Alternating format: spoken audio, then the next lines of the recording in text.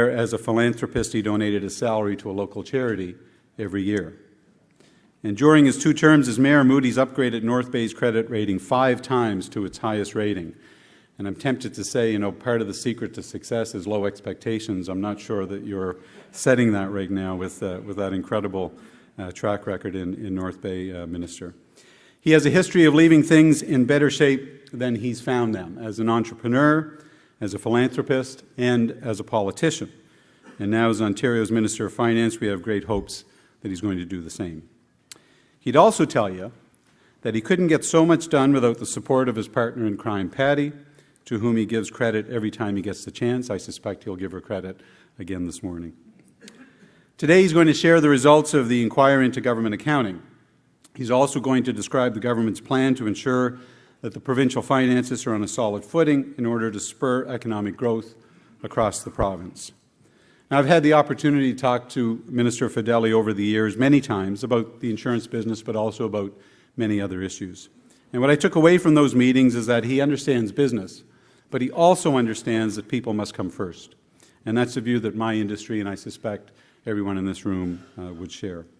I know we're going to find his comments both thought-provoking and encouraging, so please join me in welcoming Finance Minister Vic Fedeli to the podium.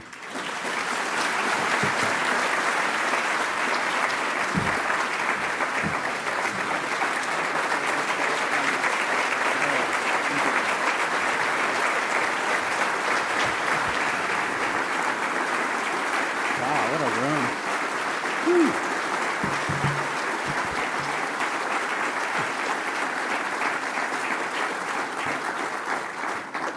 What a room. This is fabulous. I can tell this is such an important day. My press secretary, these young kids today, he actually wore socks today. That's how important this day. I told you I'd embarrass you, Robert. He actually did wear socks. It shocked the heck out of me. There you go. Show him your socks. Thank you, Don, for that overly generous introduction. And thanks, Rhiannon, for much joy in my life, continually joining you in the financial literacy groups and all of the great work that the Economic Club has done under your leadership, and for the fantastic team that you have put together in putting this event together today. It's very much appreciated. So I want to begin by bringing greetings from Premier Doug Ford. He brings greetings to everyone here today and encourages us all. And I also want to recognize the many Queen's Park colleagues who have joined us here today. If you don't mind standing or giving a wave to our fellow caucus and cabinet members who are here.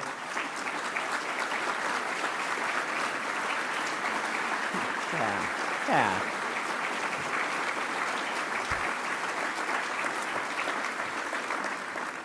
Thank you for taking your time. Friday's Constit Day, so I know you have left them to come down and be part of this moment, so I really do appreciate that. I also want to go off script for one more moment and just thank my staff.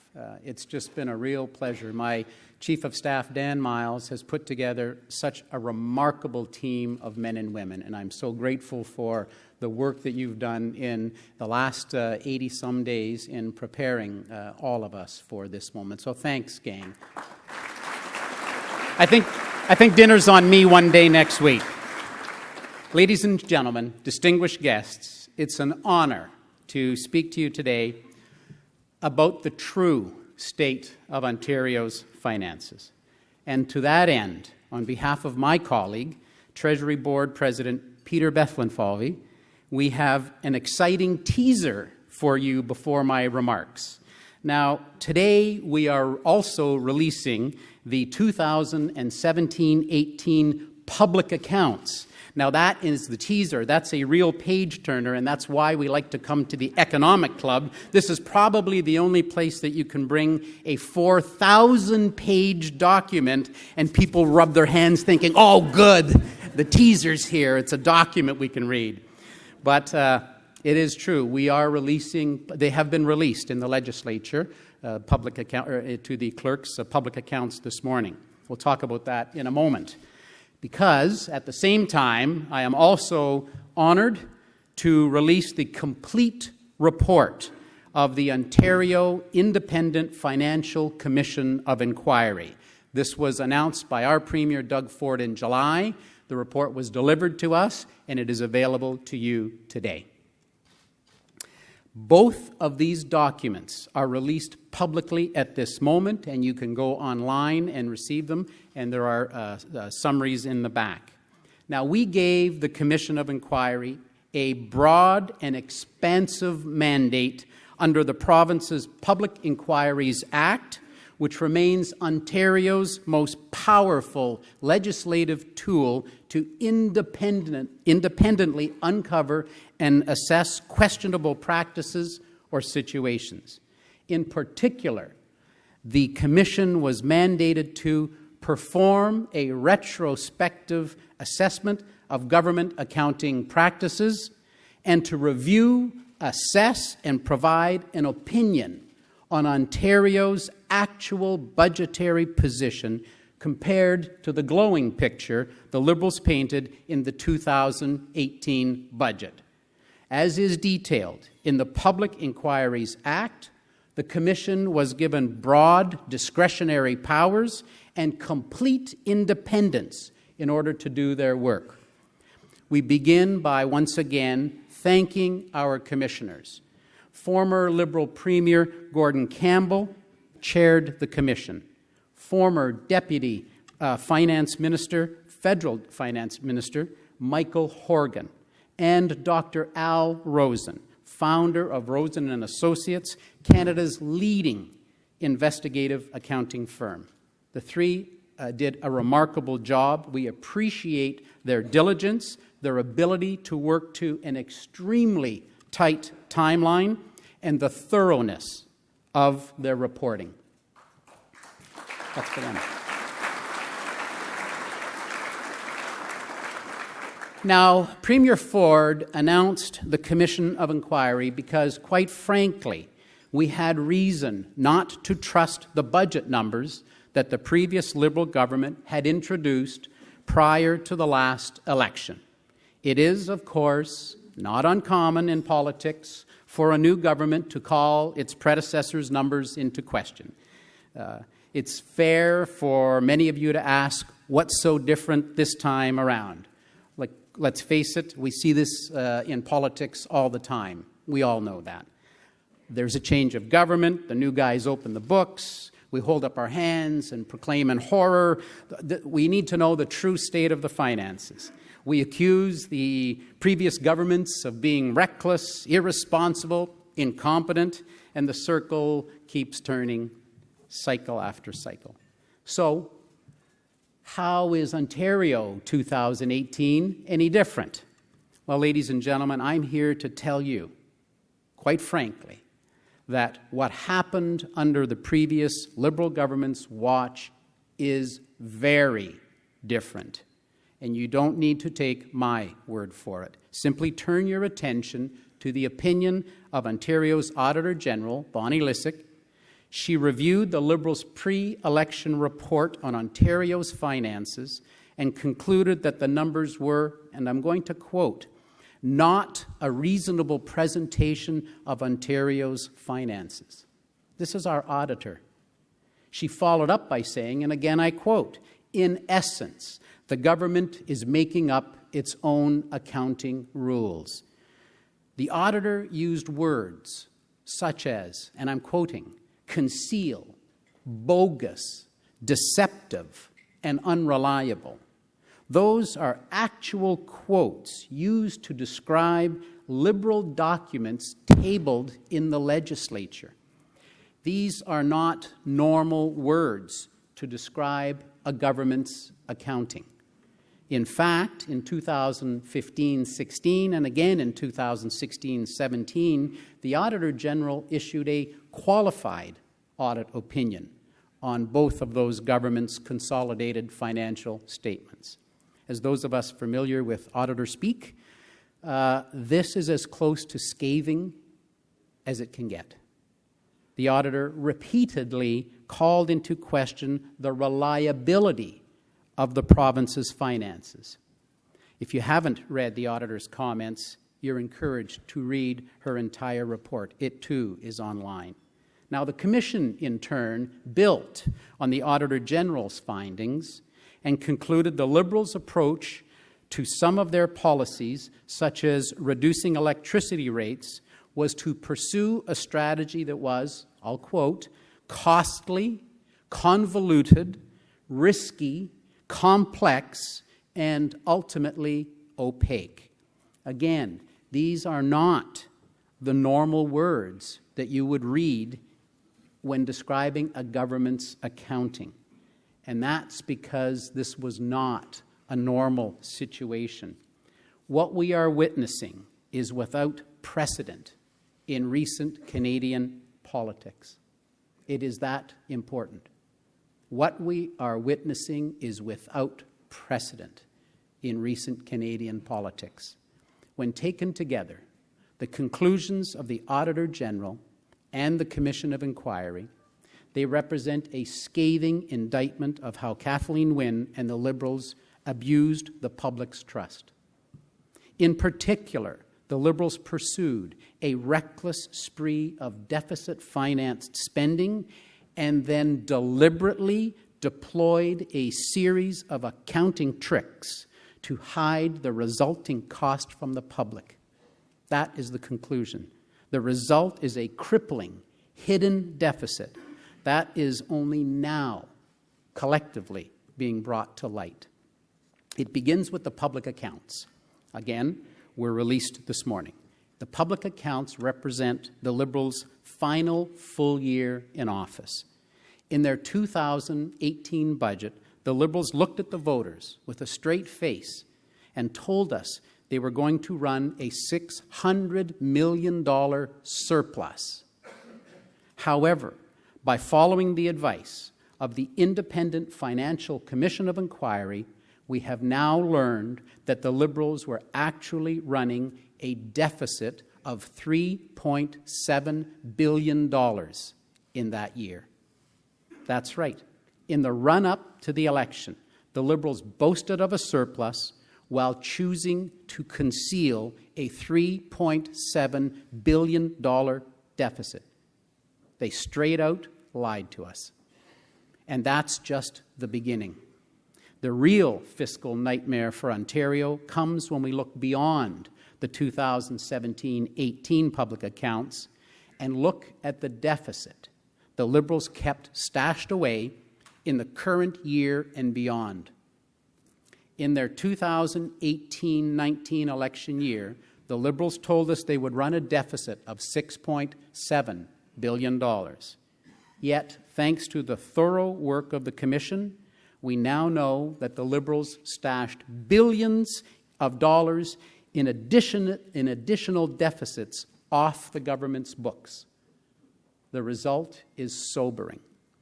We now know that Kathleen Wynne and the Liberals saddled Ontario with a deficit that today stands at $15 billion for the current year. That is a deficit of $15 billion with a B. Worse still, they deliberately hid the evidence of this fiscal hole.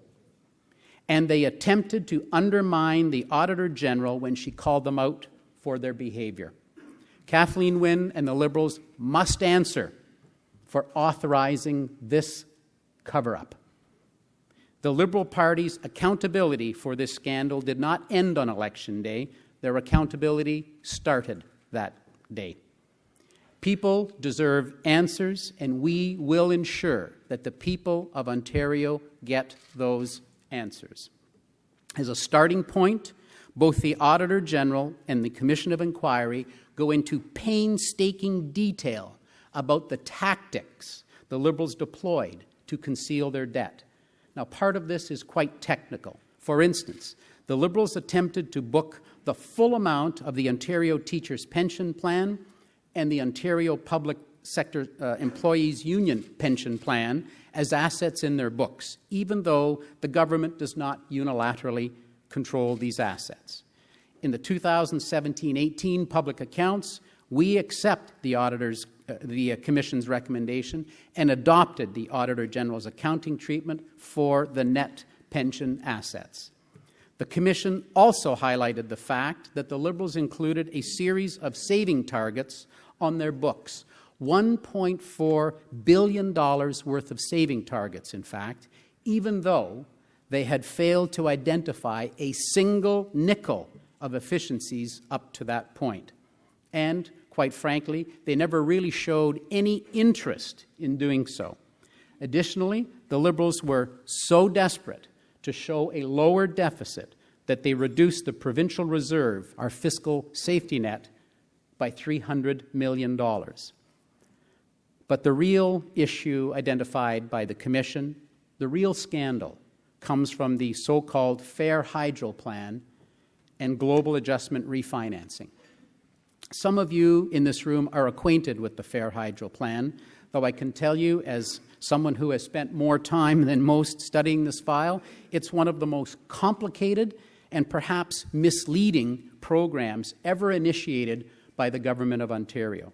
In the interest of time, let's try a simplified version of the Liberal Fair Hydro scheme. It started with the Liberals' green energy disaster, during which they allowed a number of their friends and insiders to cash in on various wind power and solar schemes that generated power the province did not need. This more than doubled your hydro bills and forced families to choose between heating and eating. People were mad. In my 15 years in politics, there's certainly not another issue that made people as angry as this one, which is why yesterday our government introduced legislation to repeal the Green Energy Act once and for all.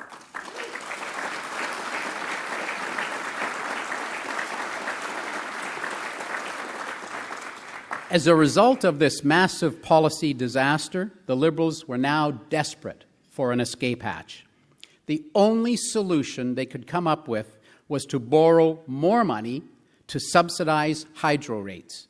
But they didn't want to add that borrowed money to their deficit. So instead, they set up the Fair Hydro Trust on the books of Ontario Power Generation, which is, of course, a wholly owned corporation, Crown Corporation.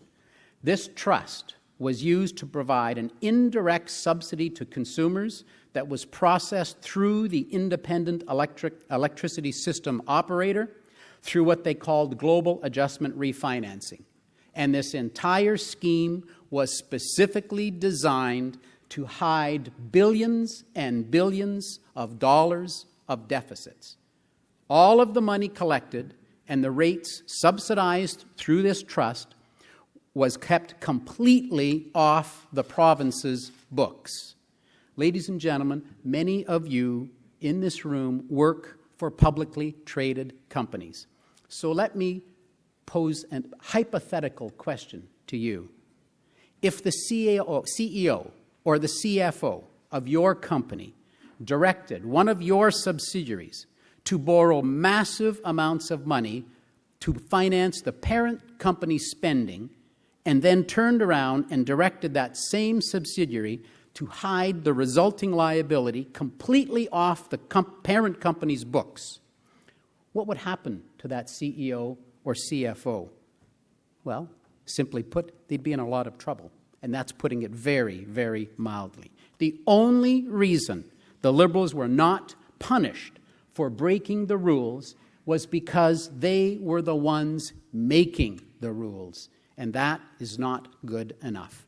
So the issue is not just about the numbers, it's about transparency and trust. It's not just about the markets, but the voters.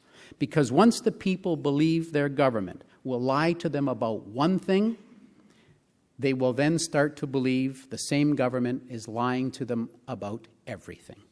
And that puts public confidence in our democracy at risk.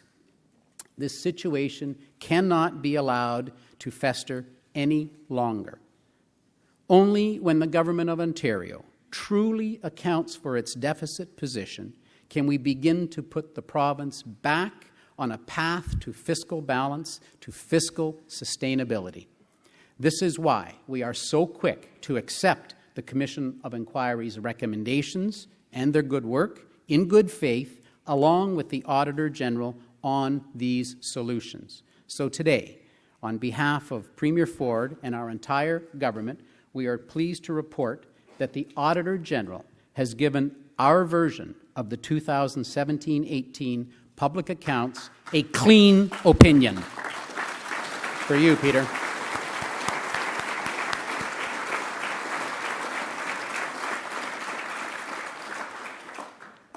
The truth may not be much fun, but at least you now know the truth. It's a necessary first step in restoring confidence in the government's books. Clearly, there are many, many more steps ahead.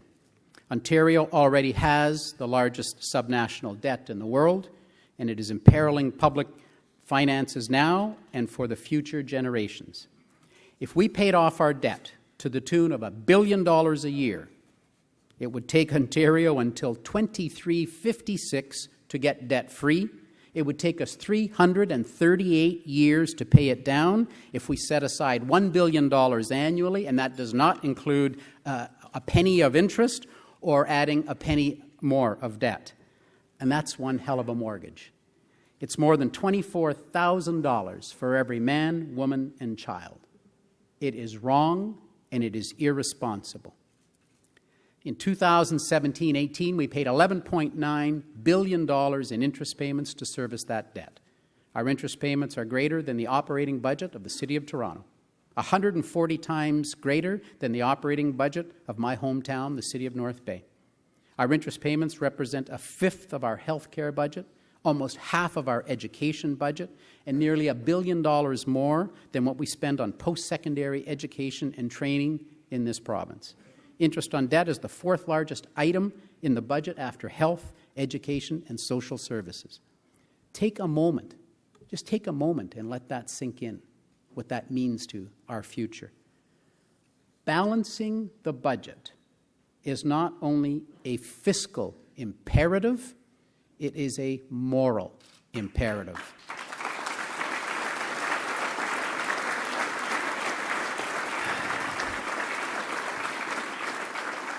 We owe it to our children, our grandchildren, and their children to ensure those vital public services are there for them down the road, that there will be good-paying jobs for them when the economy is thriving, and that there will be social supports for them when economic times are tough.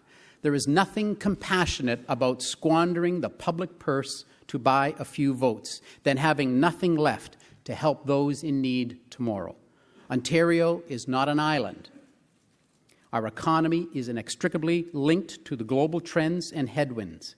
Just as we are open to all of the benefits of globalization, of freer trade, travel that grants us access to the latest technologies, consumer goods and services, we're also vulnerable to global financial risks and downturns. It is our moral duty to shore up our defenses during prosperous times so we can better weather shocks to the system during the tough times. We must be resilient, and that starts with sound financial management. Our government was elected on a promise to restore accountability and trust in government. It's a responsibility that Premier Ford takes seriously. It's something we all take seriously. That is what governing for the people is all about. How serious do we take this responsibility? We have already begun to implement the recommendation from the Commission's report. We are bringing greater transparency in preparing our financial documents, beginning with the 2017-18 public accounts. We have begun to restore a constructive and professional relationship with the Auditor General. We will return to a balanced budget on a timetable that is reasonable, modest, and pragmatic.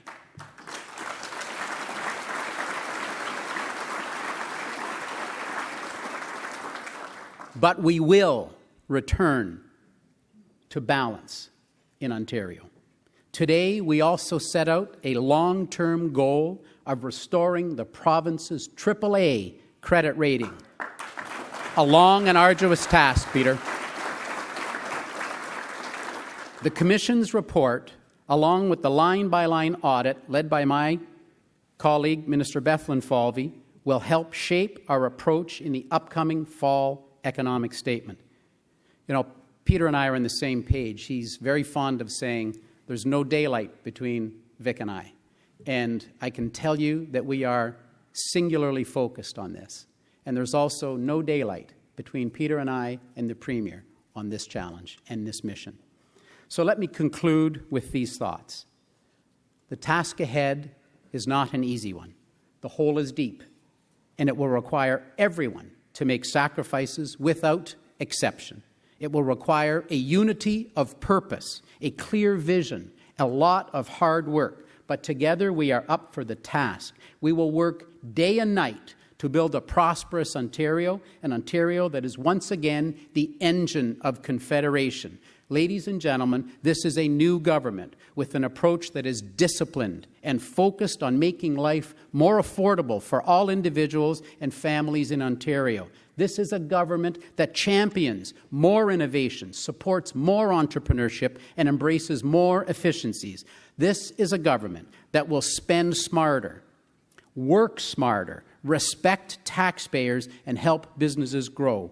We need to work with everyone in this room and across the province to look at ways to reinvent government so we can protect the services we all depend on and put our province on a sound financial footing.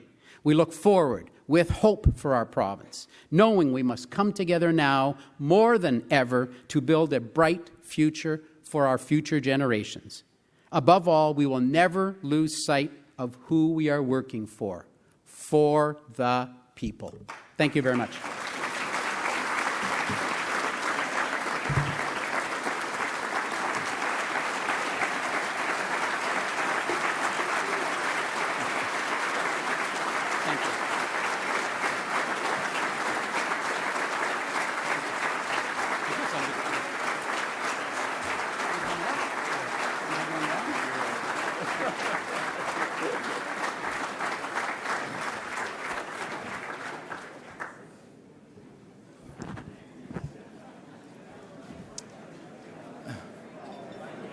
Good morning, everybody. My name is Steve Cotan, and I am a director for Northern Ontario on the Ontario Real Estate Board of Directors. For those of you that do not know, OREA is the voice of 70,000 realtors in Ontario. We are proud champions of the Canadian dream of home ownership and the thousands of young families around our province working to become the next generation of Ontario homeowners.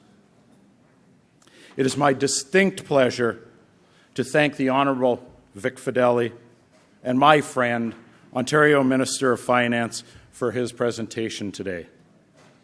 I am from North Bay, and I've known the Minister and his beautiful wife for way too long, probably